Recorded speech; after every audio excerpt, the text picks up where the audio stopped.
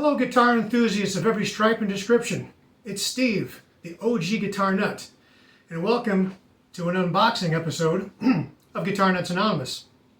Now, I recently talked about the new Squiers that were coming out. Specifically, I talked about the Sonic series that replaced the old Bullet series, and I do indeed have one of those that I've done an unboxing and review on. I have yet to post it. I've got to finish editing it. But in the meanwhile, this showed up. And this is what I was really excited for. This is the new Squier Paranormal Series Rascal bass in Sherwood Green, or at least it should be. And of all the new Paranormals, this is the one I was most excited about, hence the reason I ordered it.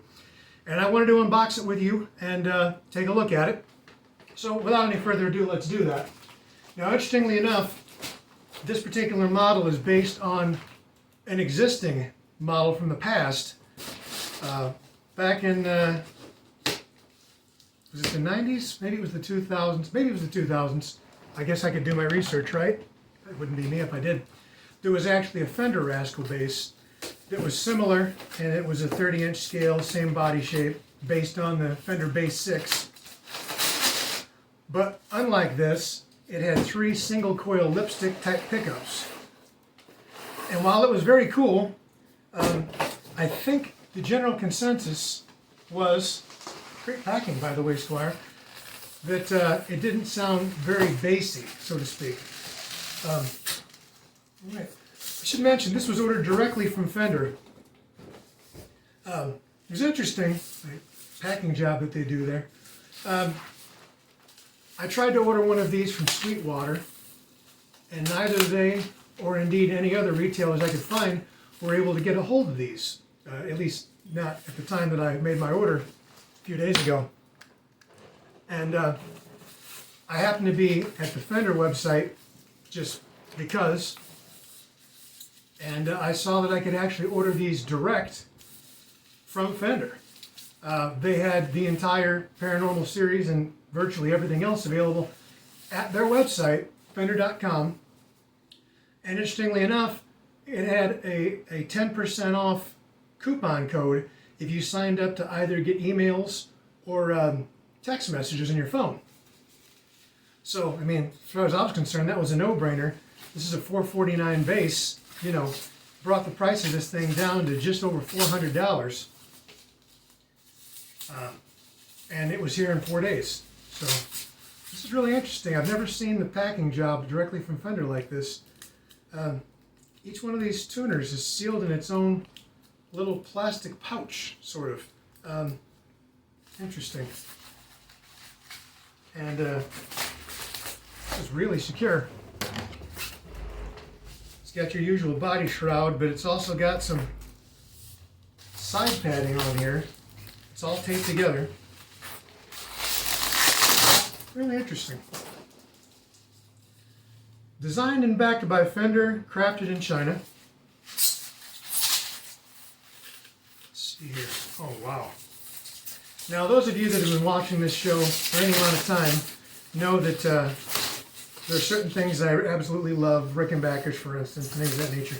But another is the Fender Bass 6. It's one of my favorite instruments to play. And I always thought it would be cool if there was a 4-string bass offered in that body style, that shape, preferably with a 30-inch scale, just because I enjoy the way the Bass 6 feels. And that's essentially what this is. It's a nice little protector here for the toggle switch. So yeah, it's essentially, I guess you'd call it a Bass 4. String through body. This is a poplar body, maple neck, Laurel fingerboard that looks to be nice and dark. Mustang style bridge, a volume and a tone, no push-pulls or anything of that nature. 2 of the Fender wide range, well, Squier wide range humbucking bass pickups. 3-way position switch. Absolutely flawless fretboard edges, no sticking out frets or anything of that nature. Feels great. Neck is very glossy. which to some people could be a detriment. I'll find out as soon as I've played it for a few gigs whether I'm going to take a Scotch-Brite pad to it and dull it down or not. It just kind of depends on whether it's a problem for me. Beautiful Sherwood green finish. It's also available in black. I believe the black has a similar sort of, you can see that at all, bit of a metallic, tiny sparkle to it. Right out of the box, it's detuned, but the action looks passable. I mean, probably play it right out of the box. One interesting thing I'd mention is it actually has the headstock from the old Coronado bass. That's the rounded edge here. Look to be good quality tuners. Nut looks to be well cut. It's a very narrow nut. I believe I read that was 38 millimeters. Basically the same as a jazz bass. What else could I mention? It has some very distinctive fingerboard markers. The first octave is more toward the player's face. The second octave is away from the player's face, which is kind of a neat feature. So yeah, like I say, it came directly from Fender in 4 days with 10% off. So it came out to just over $400. Normally it's $449. I don't see anything to complain about on it. I think what I'm going to do is stop the video, tune this up. I won't do any other adjustments apart from tuning it, and I'll probably removing the plastic from these crazy things. Plug it into an amp and let you hear some sound samples. So with that, I'll be right back. And I'm back in the room. So, taking the extraneous plastic sheeting off of the pick guard, pickups, and the strange little baggies that were over the tuning pegs. Yeah. And the action was a little high. I saw that the neck had way too much relief, so I gave the truss rod a bit of a crank. You know, I mean, this thing had to travel in that cardboard box from China to California at the very least. And then it was shipped to me from California here in Tennessee. So, fair enough. I'm running into my ancient PV Mark III series PA head. Fun fact about old PV stuff. Their guitar amps left a little something to be desired, specifically their solid state stuff, but they always made really good PA and good bass stuff. And their PA heads actually work quite well as bass amps. I'm also using a Kaleen wine cellar preamp pedal, since basically the PA head is just, you know, sort of a clean signal. So here's what we've got. I'm on both pickups, and just, you know,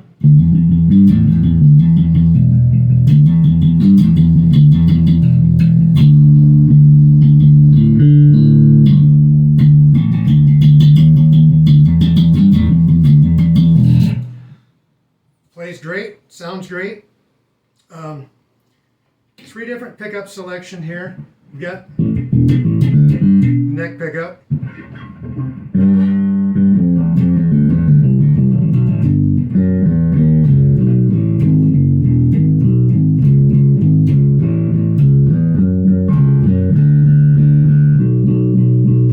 probably would sound pretty good with a pick and some palm muting.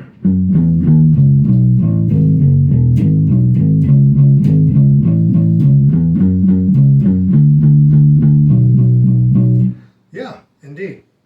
You already heard the center position.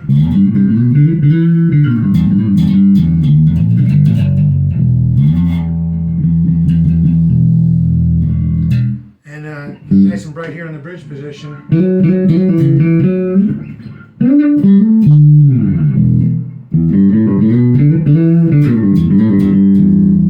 That might sound good with a pick.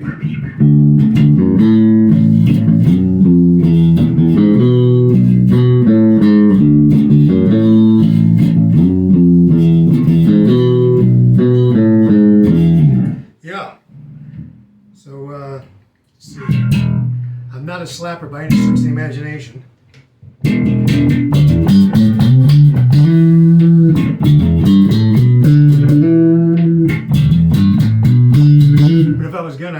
use the center position with both pickups.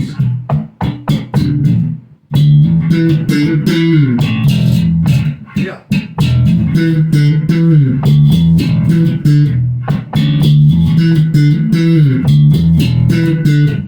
Yeah.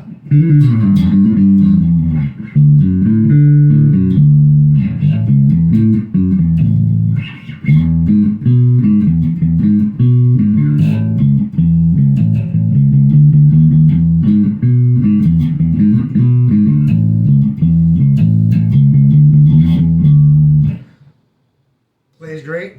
It is interesting that because of the 30-inch scale and the really long body, the bridge is set quite far forward. The same as the bass 6 would have been. Of course, that had a, you know, a vibrato and a Jazzmaster type bridge. But it almost seems like it would be more comfortable to play on this side rather than that side like I would commonly do. It doesn't matter. I mean, on a strap, it's not going to make any difference, I shouldn't think. But, well, maybe.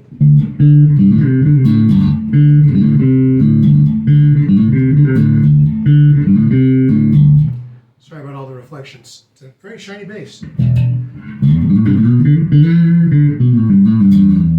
Yeah, I have no complaints about this whatsoever. Pickups sound great. Plays great after the slightest. Wouldn't even call it a setup. I checked the intonation. Intonation spot on right out of the box. The action's fine once I crank the truss rod a little bit, so I don't have to adjust the saddles at all. Looks like the radius is just fine. If I had to guess, it's a 9.5-inch radius. Yeah. All things considered, I'm going to say it left the factory with a perfect setup. Neck just moved a little bit with climate changes and shipping and whatnot. But I'm digging it. I think I will probably live during my bass playing stints in the center position. I just think that's where it sounds best. But I mean, you've only got one volume. Well, let's see. Yeah, one volume and one tone. So you can't adjust amounts of each pickup. So you just have to live with what you've got there. But I don't see that. I'm not the kind of person that ever does a lot of volume mixing anyway. I turn everything up and I just roll with it. On occasion, I'll turn the bass off, or I should say the treble off, just to see how bass you can get.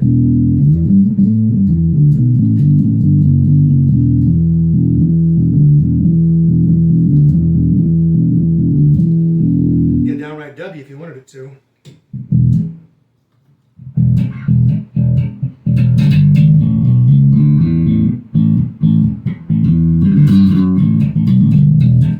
Yeah, I definitely think I'll live in the middle position. And I'm playing more and more bass with ray gun these days because Kevin, our bass player, is playing a lot of piano songs. He's really good at that kind of thing. And when he does that, I step over to bass. And we're up to like 4 songs in the set where we do that. And Kevin has a very cool vintage ESP bass that he uses on stage. But unfortunately for me, he has 8 arms and basically plays with it all the way down here. I have a very difficult time doing that, so I'm going to bring my own bass. And this will be it. I am very pleased with this bass. It's everything I'd hoped for. It's going to look great next to my bass 6s. And at the $450 price range, man, these are going to sell. Sell big time.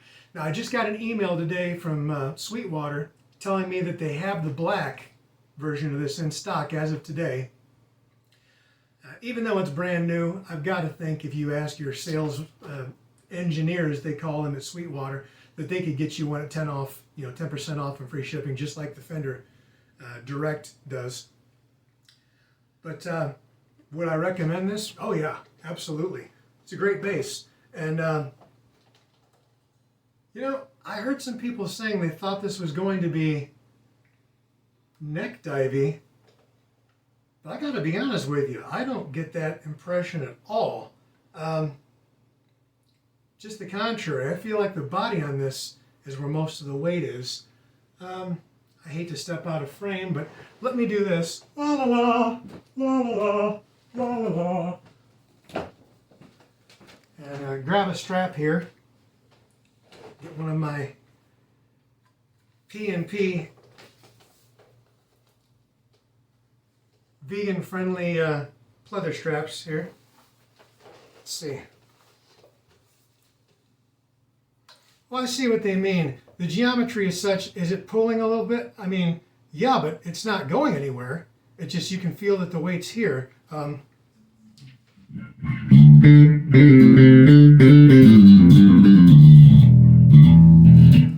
Yeah, it's fine. So, cut my head off. So anyway, my recommendation, yes, SQUIER Paranormal Series Rascal Base. I would list this as a best buy that you can't buy at Best Buy. So all the retailers should have these very soon if they don't already by the time you see this. Interestingly enough, I think I'm only going to be the second YouTube person that I've found that's doing a review on this. I guess guys have just had trouble finding them. I don't know why they didn't just go to Fender and order one direct. Maybe they didn't realize you could. I don't know.